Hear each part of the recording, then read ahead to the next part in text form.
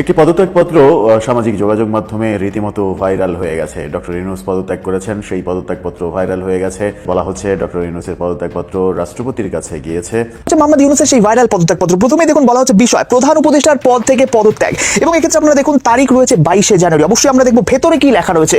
প্রথমেই দেখুন বলা হচ্ছে জানাব, তারপরেই বলা হচ্ছে আমি গভীর দুঃখের সাথে জানাতে চাই। ফাইনালি তাহলে ডক্টর ইউনূস তিনি পদত্যাগ করেই ফেললেন। দর্শক বন্ধুরা, আপনারা কিন্তু সম্পূর্ণ এই ভিডিওটি জুড়ে কিন্তু দেখলেন, মানে একদম পদত্যাগ, আপনার পত্রতে কি কি আপনার লেখা উল্লেখ করা হয়েছে বা আপনার ডক্টর ইউনূসের যে সিগনেচার সেটাও কিন্তু আপনারা কিন্তু দেখতে পাচ্ছেন। ইউনূস পদত্যাগপত্র পাঠিয়েছে, এটি একটি নিউজ।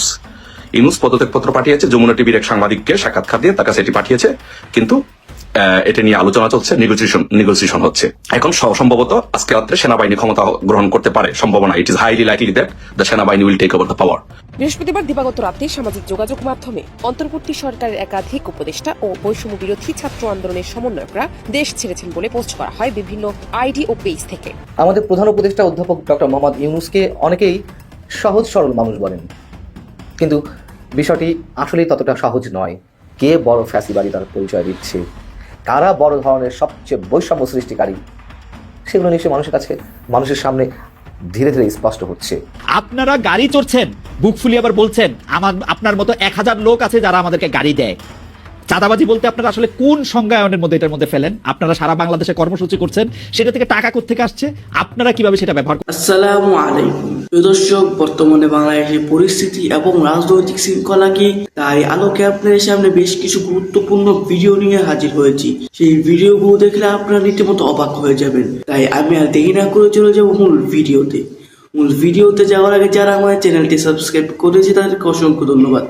আর যারা এখন আমার চ্যানেলটি সাবস্ক্রাইব করে তাড়াতাড়ি সাবস্ক্রাইব করে ফেলুন ধরনের সকল আপডেটগুলো সবার আগে পেতে। মোহাম্মদ ইউনূসের সেই ভাইরাল পদত্যাগপত্র প্রথমেই দেখুন বলা হচ্ছে বিষয় প্রধান উপদেষ্টার পদ থেকে পদত্যাগ, এবং এক্ষেত্রে আপনারা দেখুন তারিখ রয়েছে 22শে জানুয়ারি। অবশ্যই আমরা দেখবো ভেতরে কি লেখা রয়েছে।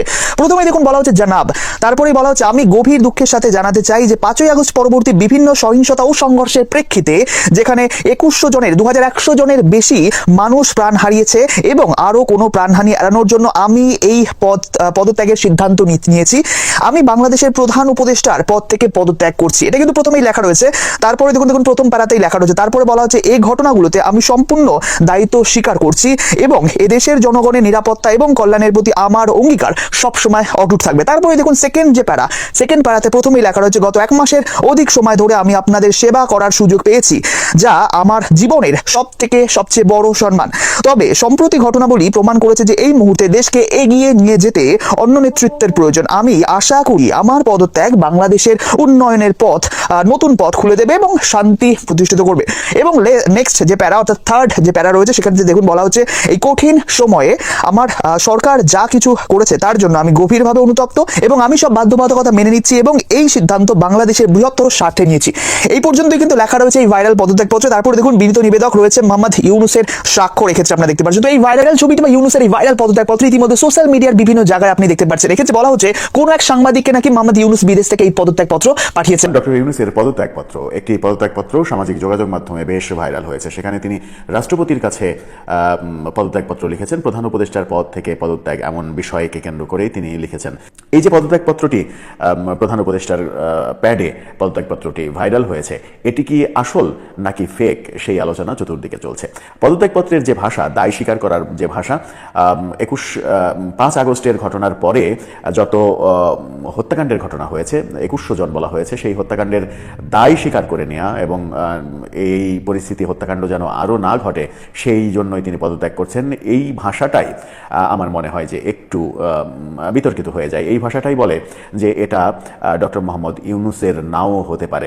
সামাজিক যোগাযোগ মাধ্যমে ভাইরাল হওয়া এই পদত্যাগপত্রটি আদৌ ডক্টর মোহাম্মদ ইউনূসের কিনা, সেই ভাবনাটা যখন হচ্ছে তখন ডক্টর ইউনূস সুইজারল্যান্ড সফরে রয়েছেন। সেখান থেকে শোনা যাচ্ছে তিনি সফর সংক্ষিপ্ত করে দেশে ফিরছেন এবং এই পদত্যাগপত্র ভাইরাল হওয়ার ঘটনাকে আর এক উপদেষ্টা আসিফ নজরুল তিনি গুজব বলার চেষ্টা করেছেন। তিনি বলেছেন, পাগলের প্রলাপের মতো গুজব ছড়ানো হচ্ছে, আমরা ভালো আছি। উপদেষ্টাদের সম্পর্কেও নানা রকমের কথা চলছে। দুইজন উপদেষ্টা আসিফ মাহমুদ সজীব ভুইয়া এবং মাহফুজ আবদুল্লাহ তারা দুবাই চলে গেছেন। সার্জিস আলম সমন্বয়ক তিনি দেশের বাইরে চলে গেছেন। অন্যান্য উপদেষ্টারাও দেশের বাইরে চলে যাওয়ার পথে রয়েছেন এমন আলোচনা কিন্তু গত সারা রাত সব থেকে বেশি সামাজিক যোগাযোগ মাধ্যমে ফলাও হয়েছে। সামাজিক যোগাযোগ মাধ্যমে বিভিন্ন পেজ থেকে এইগুলোকে প্রমোট করা হয়েছে। আসিফ মাহমুদ সজীব ভুইয়ার একটি ছবি বিমানের ভেতরের একটি ছবিও বিভিন্ন জায়গায় দেখা গেছে। তারা আদৌ চলে গেছেন কিনা, এই চলে যাওয়াটাকে পালিয়ে যাওয়া বলছেন অনেকে। হাসনাত আবদুল্লাহ এখনও কুমিল্লায় অবস্থান করছেন এমন তথ্য দেওয়া হয়েছে। ছাত্রলীগের সাবেক সাধারণ সম্পাদক সিদ্দিকী নাজমুল তিনি তার পোস্টে এই আসিফ মাহমুদ সজীব ভুইয়া চলে গেছেন, মাহফুজ আবদুল্লাহ চলে গেছেন, সার্জিস চলে গেছে, হাসনাত আবদুল্লাহ এখনও কুমিল্লায় রয়েছে, এরকম বিভিন্ন ইনফরমেশন দিয়ে একাধিক পোস্ট দিয়েছেন। আসিফ নজরুল এই সমস্ত ব্যাপারগুলোকে গুজব বলে উড়িয়ে দিয়েছেন, কিন্তু তিনি এটা বলেননি যে আসিফ মাহমুদ সজীব ভুইয়া এবং মাহফুজ আবদুল্লাহ তারা যদি বিমানে উঠে থাকেন তাহলে কোন রাষ্ট্রীয় কাজে তারা দেশের বাইরে যাচ্ছেন সেই ব্যাপারটা পরিষ্কার করেননি। এখন ডক্টর মোহাম্মদ ইউনূস যদি ফিরে আসেন, এমন আলোচনাও কিন্তু চতুর্দিকে ছড়িয়ে পড়েছে গত রাত থেকে যে আজকে রাতেই সেনাবাহিনী ক্ষমতা নিয়ে নেবে। ডক্টর ইউনূস সরকার যেহেতু ব্যর্থ হয়েছে, তিনি যেহেতু পদত্যাগ করেছেন, এই সরকার আর থাকছে না, সেনা শাসন আসছে, জরুরি অবস্থা জারি হতে পারে, রাষ্ট্রপতি সেই ক্ষেত্রে একটা বড় ভূমিকা পালন করতে পারে। সব মিলিয়ে আমার মনে হয়েছে যে গত রাতটা একটা গুজবের রাত ছিল। সেই গুজব যেভাবে ছড়ানো হয়েছে তাতে অনেকেই আমরা সত্য বলে ভেবে নিতে পারি। আমি যদি আমার ব্যক্তিগত মতামত দিই তাহলে প্রধান উপদেষ্টার যে পদত্যাগপত্র ভাইরাল হয়েছে সেই পদত্যাগপত্রের ভাষা যেগুলো লেখা হয়েছে, 5 আগস্টের পরে হত্যাকাণ্ড, 2100 জনের মৃত্যু, সেগুলো দায় স্বীকার করে নেওয়া, এই কথাগুলো ডক্টর ইউনূস যদি পদত্যাগ করতেন এবং তার পদত্যাগপত্রে নিশ্চিত করে এই কথাটা লেখা থাকার কথা নয়, কারণ এত বড় দায় স্বীকার করে তিনি নিজেকে বিপদের মহাসমুদ্রে ফেলবেন, এতটা বোকা ডক্টর মোহাম্মদ ইউনূসকে ভাবার কোনো কারণ থাকতে পারে কিনা সেটাও একটা বড় বিষয়। যাই হোক, এখন পর্যন্ত পদত্যাগপত্র ব্যাপারটাকে গুজব বলেই ধরে নেওয়া যেতে পারে। দেখা যাক শেষ পর্যন্ত এটা গুজব হয় নাকি সত্য হয়। কিন্তু উপদেষ্টাদের, বিশেষ করে আসিফ মাহমুদ সজীব ভুইয়ার বিমানের ছবিটা কবেকার, সেটা কি এখনকার নাকি আগের কোনো ছবি দিয়ে ব্যাপারটাকে এস্টাবলিশ করা হয়েছে, তিনি দেশের বাইরে চলে যাচ্ছেন, মাহফুজ আবদুল্লাহ দেশের বাইরে চলে যাচ্ছেন, সেটা অবশ্য সময় সাপেক্ষ এবং তদন্তের ব্যাপার। সব মিলিয়ে দর্শক, আপনার কাছে কি মনে হয় যে এই যে ঘটনাগুলো ঘটলো গত রাত থেকে আজকে পর্যন্ত, এখন পর্যন্ত সব থেকে বেশি চর্চিত হচ্ছে, সত্যি সত্যি কি ইউনূস সরকারের পতন হচ্ছে, সেনা শাসন আসছে, নাকি এগুলো স্রেফ গুজব বলেই উড়িয়ে দেবেন আপনি? আমাদের প্রধান উপদেষ্টা অধ্যাপক ডক্টর মোহাম্মদ ইউনূসকে অনেকেই সহজ সরল মানুষ বলেন, কিন্তু বিষয়টি আসলেই ততটা সহজ নয়। তিনি বেশ কিছু সাক্ষাৎকারে খোলামেলা কথা বলেছেন। আমি মনে করি তার পিছনেও বিশেষ কিছু উদ্দেশ্য রয়েছে তার বোকাশোকা রকমের কথাবার্তার মধ্যে। নির্বাচন নিয়ে তিনি নানান সময় নানান ধরনের কথা বলছেন। বিদেশের মাটিতে বসে তিনি এখন নতুন কথা শোনালেন। বিশ্ব অর্থনৈতিক ফোরাম WEF এর বার্ষিক সম্মেলনে যোগ দিতে তিনি এই মুহূর্তে সুইজারল্যান্ডের দাভোসে রয়েছেন। সেখানে WEF এর প্রতিষ্ঠাতা ক্লাউস শোয়েবের সঙ্গে এটি বৈঠকে যে মন্তব্যটি করেছেন তা হচ্ছে এরকম যে সরকার নির্বাচন আয়োজনের অপেক্ষায় রয়েছে, তবে এখন দেশের জনগণকে সিদ্ধান্ত নিতে হবে প্রক্রিয়াটি কেমন হবে। দেশের মানুষ কোন ধরনের নির্বাচন চায় সেটি না জেনে সরকার নির্বাচন আয়োজন করতে পারবে না। বিষয়টি বোঝা গেল তো? এতদিন তিনি বলেছেন যে রাজনৈতিক দলগুলো যা চাইবে তাই হবে। তিনি এই মন্তব্যও করেছেন যে রাজনৈতিক দল যদি চায় যে কোনো সংস্কারের প্রয়োজন নেই তাহলে আমরা এখনই নির্বাচন দিয়ে দেব। আর এখন তিনি বলছেন জনগণ যখন চাইবে তখন নির্বাচন দেওয়া হবে, সরকার নির্বাচনের অপেক্ষায় রয়েছে। জনগণের চাওয়া তিনি বুঝতে পারছেন কিভাবে? জনগণের চাওয়াটার ব্যারোমিটারটা কি দিয়ে তিনি মাপতে পারছেন যে জনগণ কি চাইছে? জনগণের প্রতিনিধিত্ব করে রাজনৈতিক দলগুলো। এখন অধিকাংশ রাজনৈতিক দল যদি একটা সিদ্ধান্তে পৌঁছায় যে না, ন্যূনতম সংস্কারের মাধ্যমে নির্বাচনটি হওয়া সম্ভব, সেটি এই বছরের, সেটি জুলাই আগস্ট হোক, ডিসেম্বর হোক, যে সময়ের মধ্যে হোক, যদি তারা এটি বলে তাহলে তো সেটাই আমাদের জনগণের চাওয়া বুঝে নিতে হবে। নাকি নির্বাচন দেওয়ার জন্য গণভোটের অনুষ্ঠান করতে হবে যে জনগণ কবে নির্বাচন চায়, 6 মাস, 1 বছর না 1.5 বছর? ডক্টর মোহাম্মদ ইউনূস কথাও বলেছেন যে গত 16 বছরে বাংলাদেশে যারা নতুন ভোটার হয়েছেন তাদের ভোট দেওয়ার সুযোগ হয়নি, যা অত্যন্ত দুর্ভাগ্যজনক। আওয়ামী লীগ সরকারকে উদ্দেশ্য করে বলেছেন, কথা অবশ্যই সত্য, খুব ভালো কথা বলেছেন। কিন্তু যে সুযোগটি এসেছে গণতান্ত্রিক প্রক্রিয়ায় যাওয়ার পথে বাংলাদেশকে নিয়ে যাওয়ার জন্য, সেই পথ কেন তিনি অবরুদ্ধ করে রেখেছেন? কেন এই সরকারের 6 মাস হয়ে যাওয়ার পরেও কোনো ধরনের সংস্কারের পথে হাঁটতে পারেননি, শুধু সংস্কারের মূলা ঝুলিয়ে রেখেছেন এবং নির্বাচন কবে হবে তা নিয়ে একটা ভয়ঙ্কর অনিশ্চয়তার মধ্যে রেখেছেন। তাহলে নতুন ভোটার দূরের কথা, যারা পুরানো ভোটার হয়ে আছেন, যারা তিনটি নির্বাচনে ভোট দিতে পারেননি 16 বছর ধরে, তাদেরকে কেন বঞ্চিত করা হচ্ছে? কাদের উদ্দেশ্যে, কাদেরকে বিশেষ সুবিধা দেওয়ার জন্য? এগুলো তো আমরা বুঝি, নতুন কিছু নয়। প্রধান উপদেষ্টা বলছেন ওই বৈঠকেই যে যদি মানুষ দ্রুত সংস্কার চায় তাহলে আমরা এই বছরের শেষ নাগাদ নির্বাচন করার লক্ষ্য নিয়েছি। আর যদি বলে না আমাদের দীর্ঘমেয়াদী সংস্কার দরকার, তাহলে আমাদের আরো 6 মাস লাগবে। দীর্ঘমেয়াদী সংস্কার জন্য কি মাত্র 6 মাস বাড়তি সময়ের প্রয়োজন? এটা তো অনন্তকাল ধরে চলতে থাকবে। সংস্কার একটি চলমান প্রক্রিয়া, এগুলো সবাই বলছে, এগুলো চর্বিত চর্বণ। কিন্তু তিনি শুধু বুঝতে পারছেন না, তার উপদেষ্টারা বুঝতে পারছেন না, তার প্রেস সচিব বুঝতে পারছেন না, আর সবাই বুঝতে পারছেন। সংস্কারের কথা শুধুমাত্র কারা বলছে? পূর্ণ সংস্কারের কথা বৈষম্য বিরোধী ছাত্র আন্দোলনের যারা নেতা। এখন বৈষম্য শব্দটাও পচে গেছে, বিপ্লব শব্দটা যেমন পচিয়ে ফেলেছে, বৈষম্য বিরোধী শব্দগুলো উচ্চারণ করতে আমাদেরকে হিসাব নিকাশ করে বলতে হয় আসলে কাদেরকে আমরা বৈষম্য বিরোধী বলবো। বৈষম্য বিরোধী আন্দোলনের ব্যানারে নেমে তারা এখন সব জায়গায় বৈষম্য সৃষ্টি করছে। স্পষ্টত দেশের 18 কোটি মানুষের মধ্যে হয়তো 2-4-5 লাখ বাদে আর সবার সঙ্গে বৈষম্য করছে। এদিকে আবার নতুন করে হুঙ্কার ছেড়েছেন জাতীয় নাগরিক কমিটির আহ্বায়ক নাসিরউদ্দিন পাটোয়ারি। কি হুঙ্কার, কোথায় দিলেন? বেসরকারি বিশ্ববিদ্যালয়ে যারা সমন্বয়কের দায়িত্ব পালন করেছেন 5 আগস্ট গণঅভ্যুত্থানে বা হাসিনা বিরোধী আন্দোলনে যারা ভূমিকা রেখেছেন, তাদের একটি সমাবেশ ছিল আহতদের নিয়ে। সেখানে নাসিরউদ্দিন পাটোয়ারি বলছেন গণপরিষদ নির্বাচনের জন্য প্রস্তুতি নিতে। কাকে বলছেন? সরকারের উদ্দেশ্যই তো, এবং সরকার সেটা খুব ভালোভাবে নিচ্ছে, নেয়ারই কথা।